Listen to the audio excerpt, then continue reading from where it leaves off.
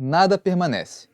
A noite estrelada, nossa riqueza, nossas tristezas, tudo passa. As traquinhas. Seria essa a tragédia humana? Ou seria isso, na verdade, uma boa notícia?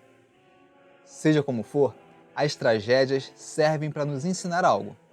Literalmente. Sejam as tragédias pessoais, que por mais dor que tragam, sempre nos transformam, ainda que muitas vezes exijam de nós uma postura forte, para que a gente não saia destruído em vez de fortalecido. Ou sejam as tragédias como as peças teatrais criadas pelos gregos antigos, de onde tiramos a frase de abertura. E elas realmente nos ensinam muito. Elas podem ser consideradas verdadeiros manuais de ética, embriões da ética aristotélica. A psicanálise, a arte e a filosofia modernas são profundamente devedoras dessas grandes peças, ensinadas há cerca de 2500 anos, e que representavam a inquietante relação entre o homem, suas escolhas e seu destino. Oi, eu sou o Alex, e no Super Leituras de hoje vamos enfrentar 4 duros ensinamentos de um dos mais importantes autores trágicos, Sófocles. Mas antes de continuar, gostaria de te convidar a conhecer a Escola dos Pensadores, um espaço virtual em que podemos realmente viver a filosofia como um estilo de vida, e não apenas como uma disciplina erudita. Você pode conhecer acessando o link na descrição. Mais para frente, vou falar um pouco sobre a importância desse projeto e te oferecer um presente bem bacana. Mas agora, vamos continuar nossa viagem à Grécia Antiga. Sófocles nasceu em uma família rica nas proximidades de Atenas por volta de 497 a.C., tendo morrido por volta de 406.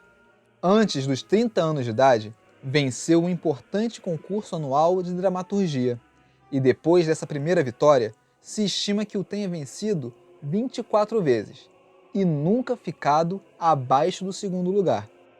Foi o poeta grego mais bem-sucedido em vida, tendo desempenhado um papel social extremamente relevante para os seus contemporâneos e para a posteridade.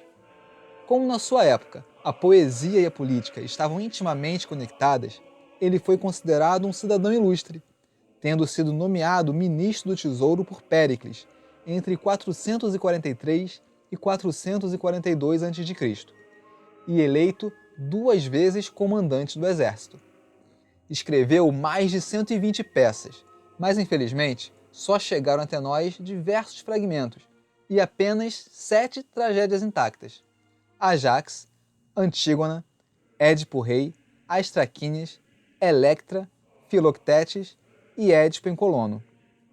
Édipo Rei foi tomada por Aristóteles como modelo maior de arte trágica e referencial do poder da arte. Em sua filosofia, ele defende que a arte, e a tragédia mais que todas, é capaz de promover um tipo de experiência e uma possibilidade de percepção e reflexão que não alcançaríamos na vida cotidiana.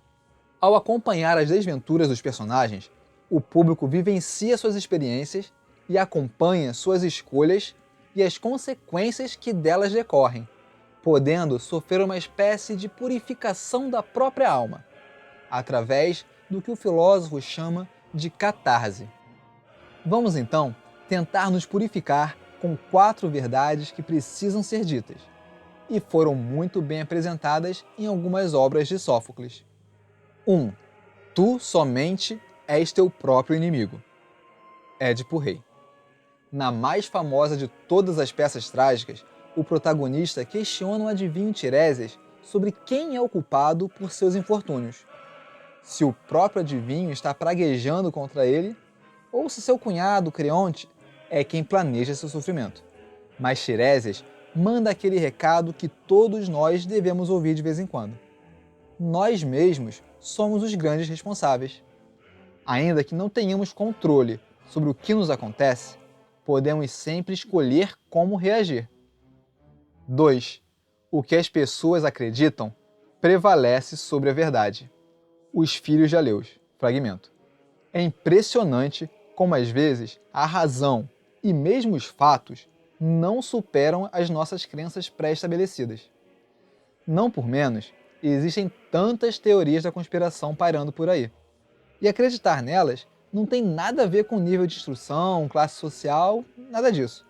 O pesquisador Joe Usinski, autor do livro American Conspiracy Theories, diz que todo mundo acredita em pelo menos uma e provavelmente em algumas.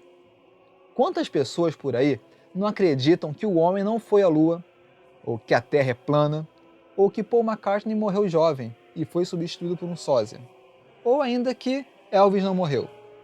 Se por acaso você for um desses, não se sinta ofendido. Ao contrário, aproveite o espaço dos comentários para expor seus argumentos. Agora, se você não acredita em nada disso, deve estar pensando que isso tudo é papo de maluco. E deve até ter pensado em mais um monte de teoria que acha engraçada. Você pode até deixar a sua preferida aqui nos comentários. Só que não é assim que funciona. O professor Chris French, do Departamento de Psicologia da Universidade de Goldsmith, lembra que somos muito bons em reconhecer padrões e regularidades. Mas às vezes exageramos nisso. Achamos que vemos sentido e significado quando realmente não há.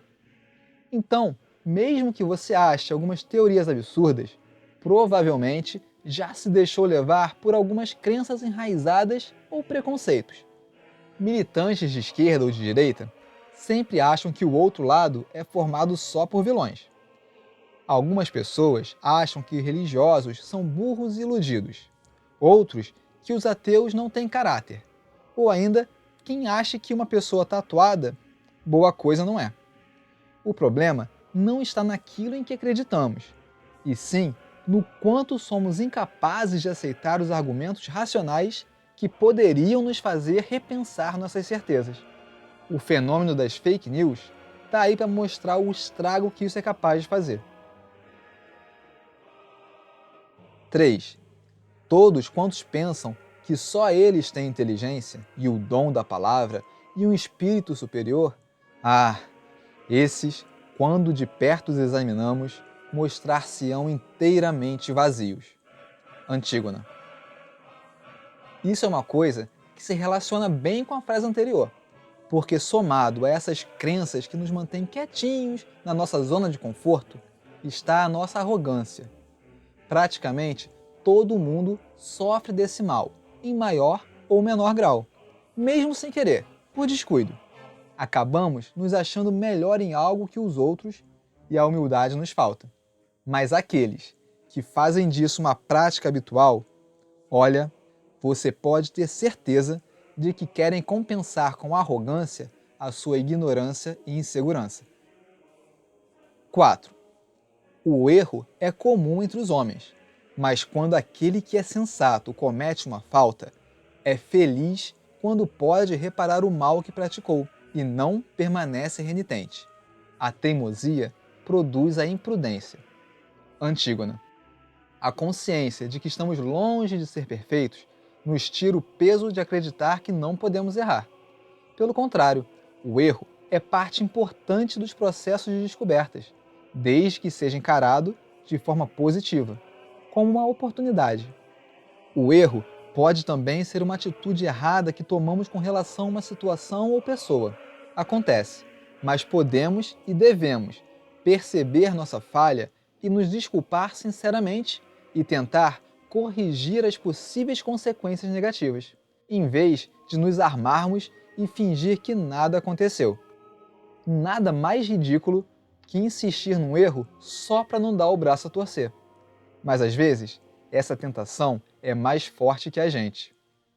Só que nem tudo está perdido. Depois desses tapas, vou deixar uma lição de Sófocles que está mais para um carinho. Escuta aí. Mas para que ela faça sentido, é preciso buscar um estilo de vida em que a sabedoria prevaleça sobre as paixões, em que as virtudes guiem as nossas ações. O melhor método para isso é aplicar diariamente a filosofia na prática. E para indicar um caminho que estabelece a filosofia como estilo de vida, nós criamos a Escola dos Pensadores. Clica aqui para receber o seu presente, participar da nossa lista VIP e saber mais sobre esse projeto que vai te ajudar a absorver o que Sófocles nos diz na voz de Creonte. Suponho que mesmo as coisas tristes, sendo para bem, podem tornar-se boas e trazer ventura. Édipo Rei. Curta e compartilhe o vídeo, se inscreva no canal e siga a gente no Insta. Grande abraço e até a próxima!